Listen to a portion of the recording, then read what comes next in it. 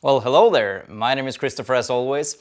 Many people have been asking me about my indoor basil, so I just thought I'd do an episode on how I grow this monster. And maybe there's some tips and tricks in there for you, so you could also grow your fresh herbs and spices indoors this winter, because yeah, it just keeps you sane, and it is nice to have all the basil that you could ever need for your wintertime cooking. So let's run the intro.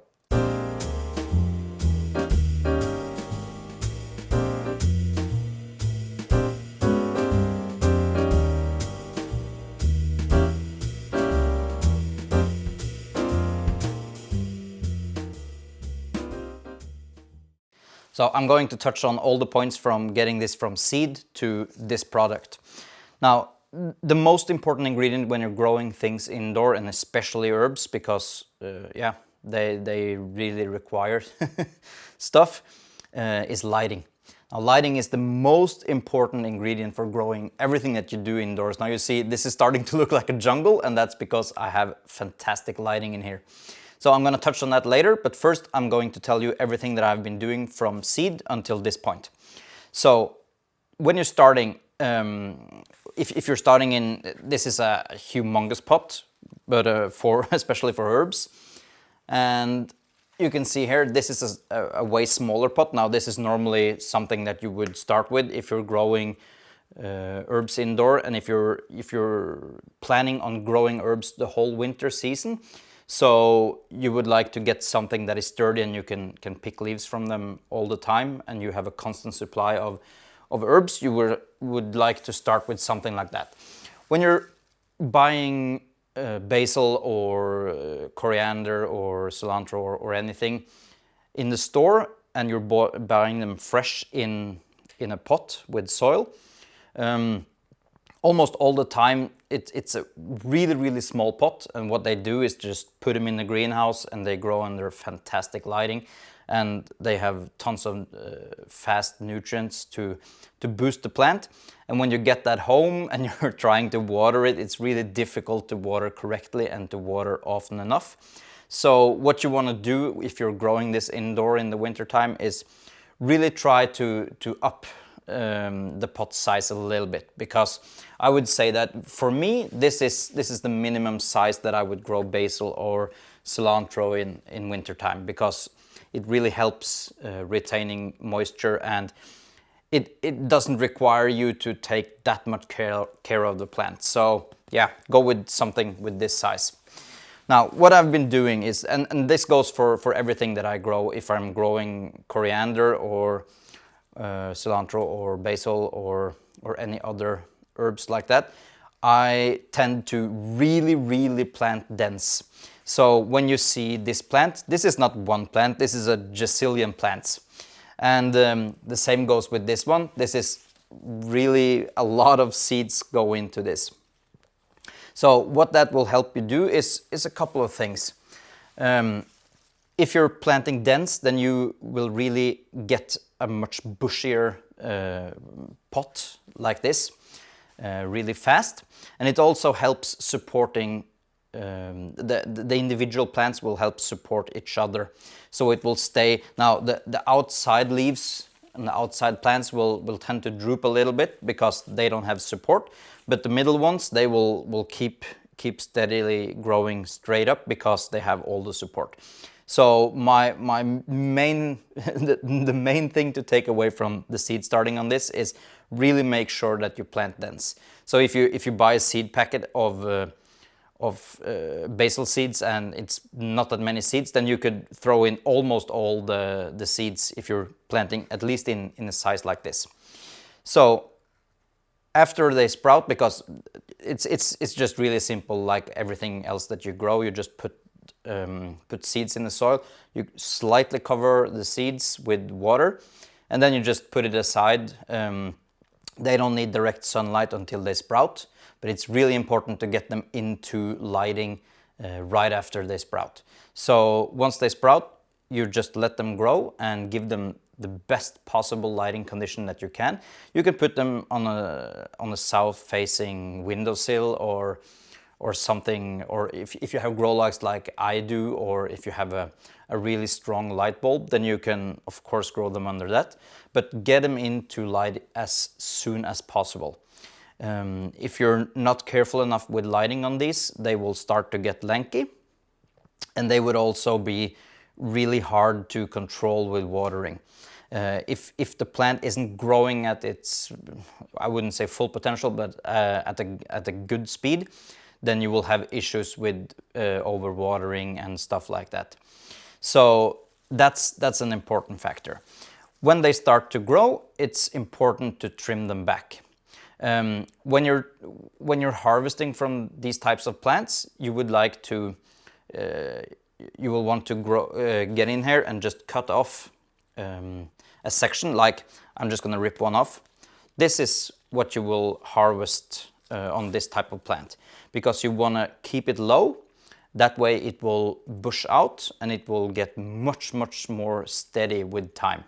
So I'm expecting that this plant, the other one is a good example of this. This one is starting to get really rugged, and this one was, I would say, was double the height that it is now. And I've been pruning it way back, and we've been using the leaves for cooking. And then it starts to split out and put out new shoots. Every time you cut a basil, it will put out 2 new shoots from the node below where you cut it.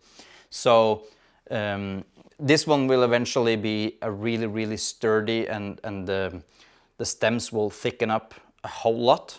So yeah, keep it short and trim from the top. And when you're harvesting, don't go in and just take a full branch all the way to the bottom, because then you won't let it grow back up. So you want to keep the plants alive for the whole season, and this is really the way to go. And it just smells so awesome in here. So I'm going to get the camera in. I'm gonna just finish up the points on this, but I'm gonna bring the camera in and just show you where I would like to cut the plants, and where the best place to cut them is, to make sure that they bush out even more. So for lighting, I I have a full-grown garden in here, and what I use is some enormous LED grow lights. I'm gonna do a separate video on that, so just stay tuned for that. I use something called a COB grow light, which is chip-on-board LED grow lights, and that's the bluish kind of lighting that you might have seen in growing facilities. But they are really strong, and that's not something that you would keep in your house, I would say. So I'm thinking that if you're planning on growing something on the kitchen bench, or in the living room, or somewhere in the wintertime, you wouldn't want to use those bright blue LED grow lights kind of things, because it just wouldn't look nice. So what I would suggest is growing something in a container size like this. And I would say, because I've been growing basils now for 2 years indoors, and I think that I finally figured out how to do it. And the most important thing that I've found when I'm growing this is to keep the light. If you have a bright LED bulb, or if you have some incandescent light, just keep it as close to the plant as possible. Now you can get those lighting things that are specially designed for growing herbs inside, and that is just fantastic, because it's concentrated light straight down to where the plant is growing. So I would suggest you get something like that if you're planning on growing it in your kitchen or something, if you don't have a south-facing window. So you would have to put the lights really close, and that will just make sure that the plant is growing nice. Now when it comes to watering on these, I've been having a really hard time growing basil. before I finally figured out how to do it, because I really tended to overwater my basil, because I was afraid that if it started to droop, and you might have noticed that if you're not careful and your plant runs out of water, it starts just hanging down and the leaves get really soft. I tend to think that, wow, that's the worst thing that could happen to the plant, but that's actually not the case. This is a huge plant, and it looks really healthy. It's got dark green leaves, and what I do is I wait to water this plant until it starts to sag just a little bit. And with basil, I found that it's really not a problem letting the basil droop a little bit. It's much better to do that than to put in too much water and to have the soil constantly soaked, because that will just kill the plant. And what you will see is the bottom leaves will start to turn yellow really fast if you overwater, and pretty soon it will have a little bit more wrinkly leaves at the top, and the plants will slowly just die off. So that's one of the main things that I found with the store-bought complete plants, is that when you water too much, and the soil gets too soaked, and the plant just can't breathe in the soil. So that's the main reason for my plants especially dying off, just because I give them too much water. So I've been trying to give them less love than I did before, and that really turns out to be the number one factor for me, except the lighting, for letting the plants just keep growing healthy.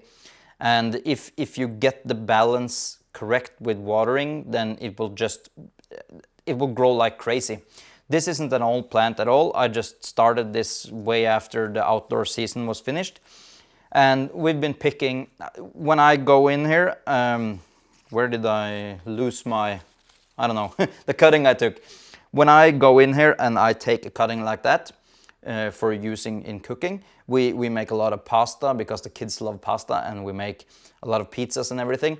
And we use a ton of basil. So what I do is I go up here and I clip the tops of almost everything here. So I have this much basil, and we could use it for pesto and everything. And I just try to keep it as cut down as possible, because before I tended to think that, well, I need to let most of the plant grow as long as possible, because I'm afraid if I'm cutting it down, it won't grow back up and it will just make me lose everything. So I was really careful about picking these. But it turns out you really have to use the plants to keep them growing the whole season. So just an advice on this one is just keep it short, and you will have basil the whole season. So I'm just going to finish this one up by showing you what the nodes look like and how they have been turning out after I've cut them. And I think that's it for this episode. If you like this, just give me a thumbs up and tell me if you would like to get more, let's call it a growing guide on how I grow things. This is my zucchini.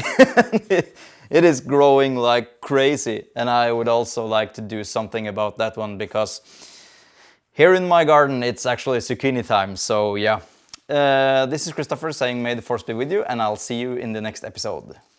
So this is a perfect example of a plant that hasn't been cut back. And as you can see, this is the top of the plant. And as you can see, it starts new shoots on each node where it puts out leaves. So what you would like to do is to cut off something the size of this. So what I do is just go in a little bit over a node that it's looking healthy. And what that will do is to keep growing on these two. So you will have two separate plants growing from there. And if we pan a little bit to your left, you can see this is one that I have been cutting down before. And you see the tip down there. This is actually where I cut it last time, and it started to branch out two new shoots. and the bottom stem is really thickening up, and it stands all the way on its own. And what I've been doing on the top there is just cut two times. So I've been cutting it a second time, and what that will do is just produce new shoots. And as you can see, this one is starting to grow really nice, and that is just the way to go with this one, and it will bush out fantastic. So yeah, that's it.